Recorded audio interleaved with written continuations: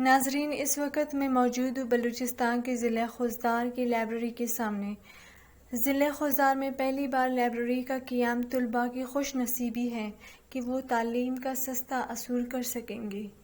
حالیہ دنوں میں اسٹوڈنٹ لائبریری کی فیس کے خلاف سراپا احتجاج ہے۔ ان کا مطالبہ ہے کہ تعلیم ہمارا بنیادی حق ہے، لہٰذا ہم سے لائبریری کی فیس نہیں لیا جائے۔ السلام علیکم، میرا نام فضل یعقوب بلوچ ہے، سیو اسٹوڈنٹ فیوچر کا چیئرمین ہوں۔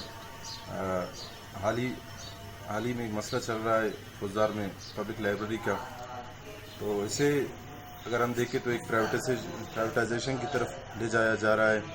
طلباء پر ماہانہ 300 فیس اور رجسٹریشن فی 1000 روپے لاگو کر رہے ہیں، لہٰذا ہم چاہتے ہیں کہ ان دونوں فیسوں کا خاتمہ کیا جائے اور سالانہ ایک مناسب فیس طلباء پر رکھا جائے جو کہ افورڈیبل ہو۔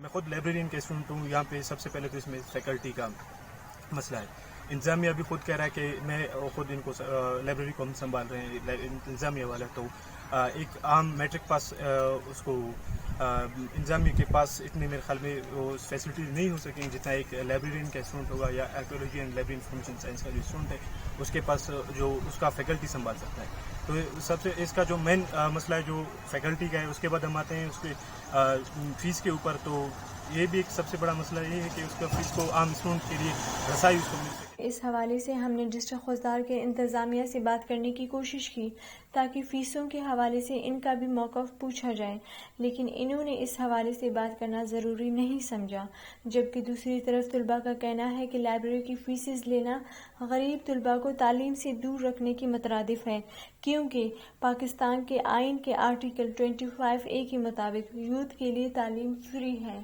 نعیمہ زہری، نیا دور کے ساتھ، خوزدار۔